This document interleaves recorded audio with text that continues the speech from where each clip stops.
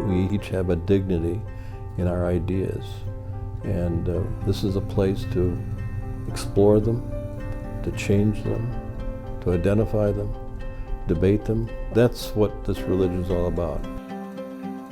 Everything that you learn, every challenge that you face, every success that you celebrate leads you to finding your truth. And as you grow and mature and change, your faith can change too. What I love about Unitarian Universalism is that it's looking at how do we make those teachings, those immutable truths alive in this particular moment for this particular group of people, and how do we live that in a way that is authentic and real. When we leave church, very often I have the feeling of, when do we march? It's the kind of atmosphere that makes you use your wonderful mind. It's the diversity of opinions that are freely shared. It's without judgment. Everybody listens to everybody's ideas. Our previous minister had a saying, "We are kindred souls on the journey of life," and that sustains me very much.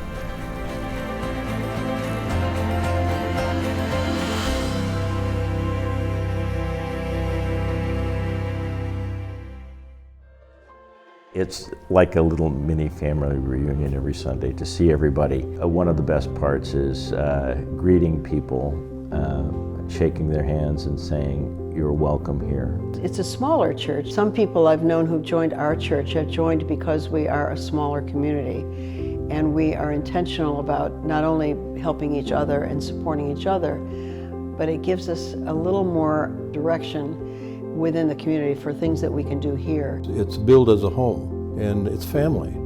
It's everything. It's the environment, it's the people, it's the messages, the history. The history of this church is incredible. It's been here for a very long time. It's very historic as we are preparing for our 150th anniversary. It gives us a sense of history in place. I love that members that have been here for a long time embrace the new members in a way that's not cliquish, that everyone believes that everybody has something to share. The church makes a great effort to be welcoming to anyone, no matter what they look like, no matter where they're from, no matter what their first language, no matter who they love. You'll have an interesting conversation that somebody will approach you and ask you about yourself, and you'll be invited back. So not in a pushy way, but in a you're welcome way. I think our growing edge is to be learning about ourselves so that we can learn about ways how to be more welcoming to other people, what other people might need. Because I might know what I need, that I might not be able to even imagine. So if I do more work internally, then I can imagine being welcoming to more people. In Sunday services, there's always a message that makes one think. It's never comfortable. You don't come and hear the same, let's feel good about ourselves sermon every time. There's a challenge. And sometimes it's an intellectual challenge, sometimes it's an emotional challenge, sometimes it's a call to action. Yeah, you're going to run the gamut. I mean, you could laugh, you could cry, you could read something and all of a sudden it'll bring tears to your eyes because it's so profound. I want to come every week, so it's funny that I have friends of other faiths that say, "Oh, you're so good, you go out." I was like, no, I like to go.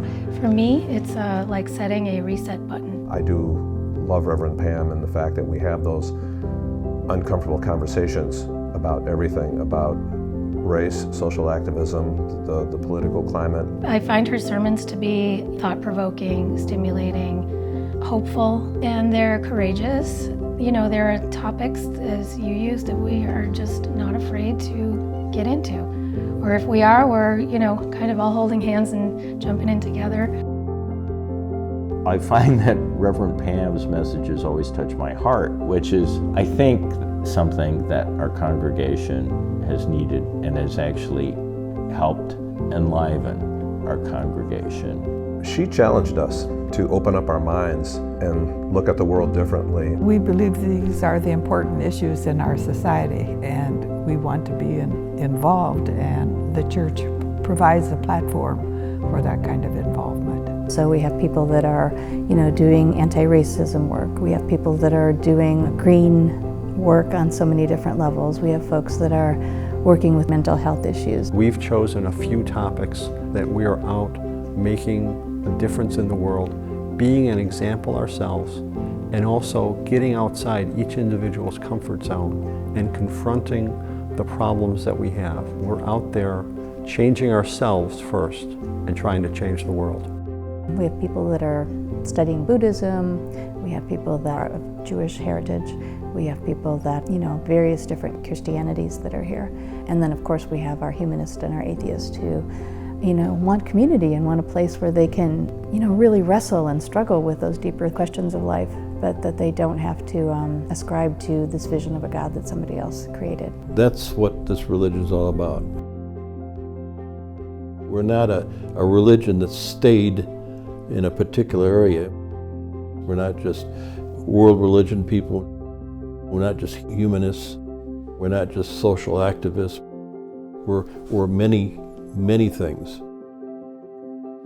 And that makes it exciting. It's been a trip, and it's a journey.